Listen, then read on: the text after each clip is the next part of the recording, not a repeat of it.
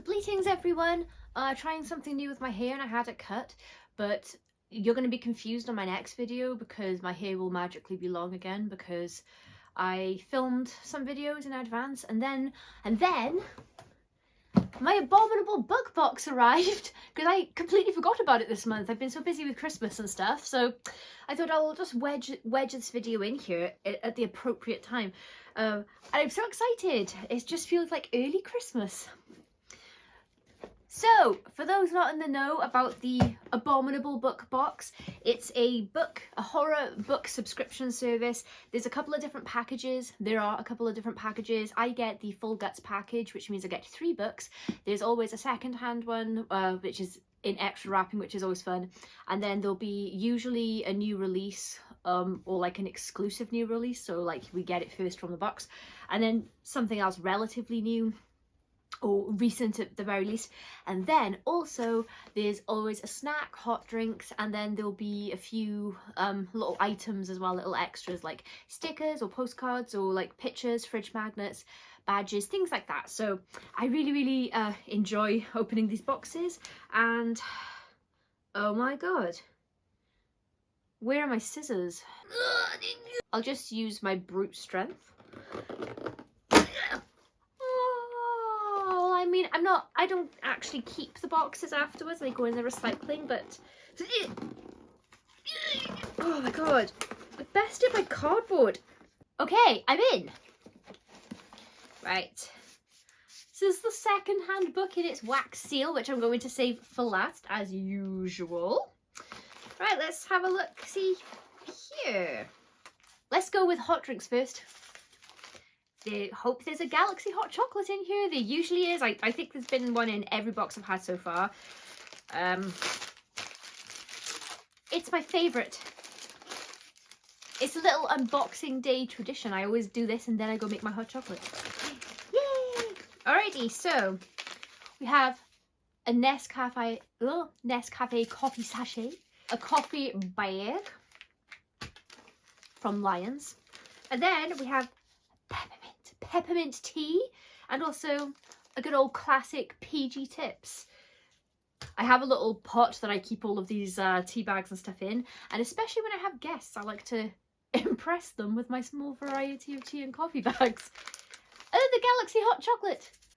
I wonder if there's anything seasonal in here, because this is Christmas box. Well, it's not specifically a Christmas box, but it is Christmas time, isn't it? I'm just getting a bunch of the packing material out of the way so that I don't miss anything. And I've just vacuumed in here, so I'm trying not to drop anything. And that was a story that I didn't need to tell you. Fascinating, isn't it, how my mind works? Okay, let's do like bookmarks and stuff next. So, first up, we've got the Abominable Book Club bookmark. They always do one of these, and there is a microfiction little horror story on the back. So these are really cool to collect if you're anything like me and you're a completionist and you've got to catch them all like Pokemon. Little festive in red. It's usually black, and festive with red and some green on there. So that's really fun. Then we have, okay, Uzumaki must Yule log spiral into Christmas. Let's just have a little look at this. Oh, it's oh god, it's a horrible recipe. 6 large eggs, caster sugar plus extra self-raising flour, 3 snail shells, 8 sunflower seed heads, 3 tablespoons cocoa powder, dark chocolate, softened butter, icing sugar. Okay. Oh, well, maybe it's not horrible. It was just the snail shells threw me off. But yeah, that's that's cool. I like it. I used to have pet snails, and I'm always very squeamish if I see that they're in a recipe. And this is so fun for me. I feel so involved. This is a little Millionaire's Day postcard from French Press Publishing, and the book Millionaire's Day is by Kit Power, and on the back there is I forgot what that's called, one of those code things that you can scan to take you to the book. Now I'm excited about this because it was I that sent these to Abominable Book Club, because I helped promote Kit's book for work, and I have read this and I really rate it. It's about the other two. The other bookmark, I don't know if that's for a book, but in any case I haven't read it if it is, but I have read Millionaire's Day, and it's about that day from 2019 when everybody woke up with £1 million in a case under their bed or under their person as they were sleeping or whatever, and then, you know, havoc ensued. So it's, yeah, that's a really fun read. It was fun to see. Whew, I feel so involved. Alrighty, let's go with the snack. I'm always so excited because every now and then I don't like one of the snacks they include, like something, every now and then there's a miss, but usually I love them. They're always weird things that I don't just see in regular shops though. So this is chocolate from Kernow, handmade in Cornwall, Bar Humbug milk chocolate. Ooh, infused with caramel flavour and natural mint oil. Very Christmassy. Well, it is called Bar Humbug, but I just, so in case you're wondering, I'm just going to sample a little bit so I can let you know my review of the snack. Ugh. Anyone else love chocolate? It's a real, it's like a weakness for me when I'm trying not to eat too much sugar or whatever, trying to stay on a calorie deficit or something, and chocolate just, oh, it is pepperminty. Well, that is fucking delicious. It tastes a bit like, or a lot like, an After Eight mint, but with milk chocolate instead of dark, and the mint is not as overpowering as in an After Eight. The flavour balance is better. So I do like After Eights, but I don't find them super Moorish because they're so strong. But that, well, that's going to get annihilated a little bit later, or immediately after I finish filming this. Onto our little extra item. This is so cool. This is a pin badge, and it's a Stranger Things one. I don't know how well you can see that there, but with the string lights with the alphabet. That's so cool.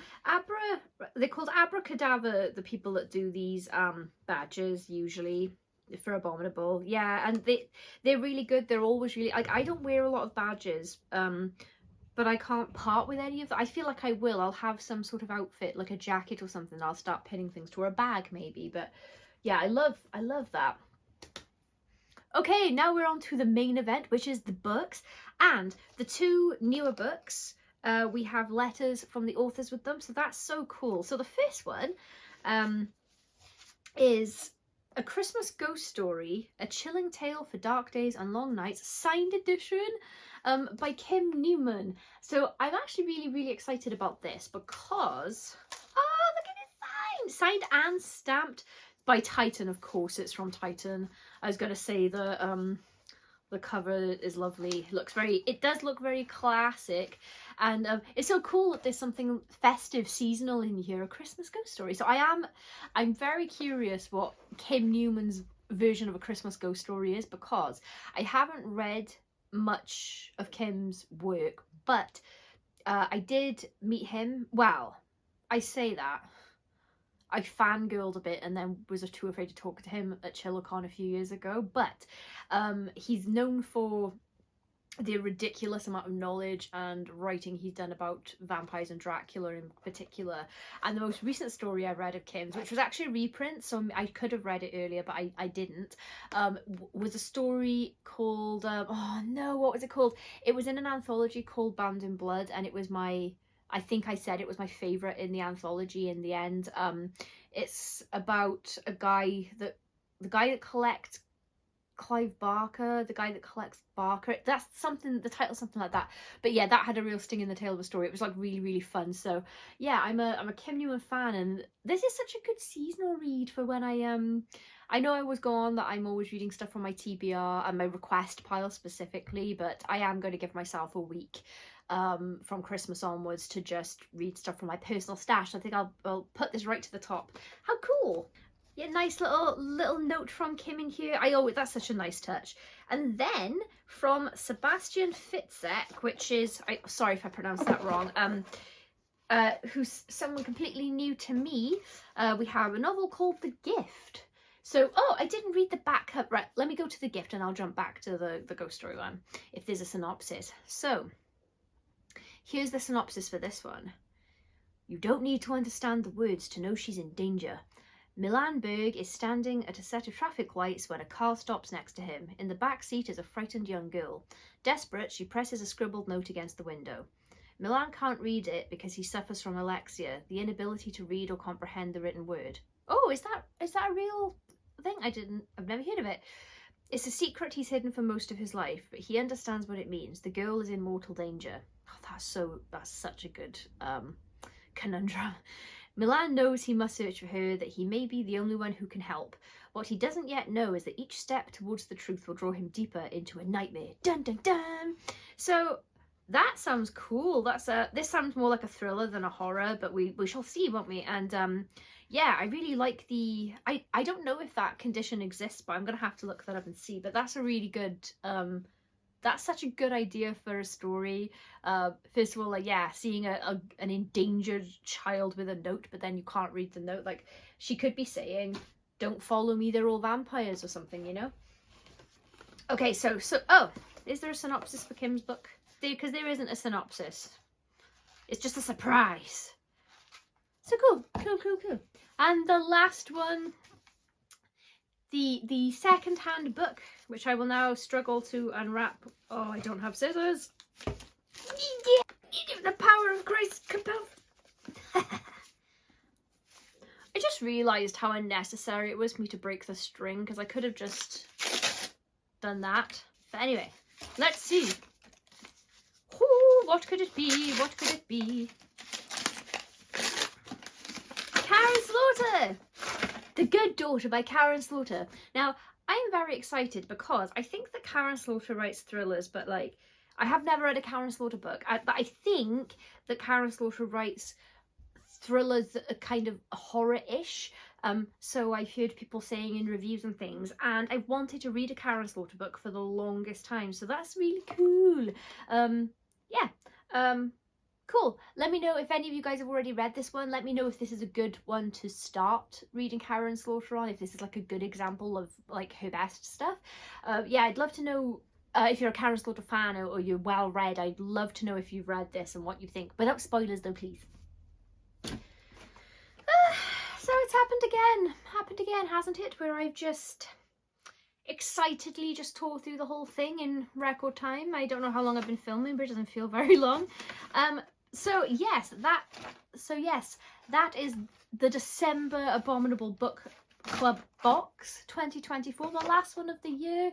And yeah, it was really cool to see a little festive something in there. Like, love the little pin badge, a little Christmassy pin badge from Stranger Things, and the obviously Kim's a Christmas ghost story. I might actually start reading that now. I have finished work for the day by the time I started filming this, and I've got a little free time tonight, so maybe, you know, it's a little novella. I could probably read that tonight. She couldn't find the scissors because I've hid them to attack her with them later, unless you subscribe. Merry Krampus, by the way. I'll be back on Thursday with another video. I hope you're having a really, really nice festive season, however you're spending it, and I'll see you next time. Bleed!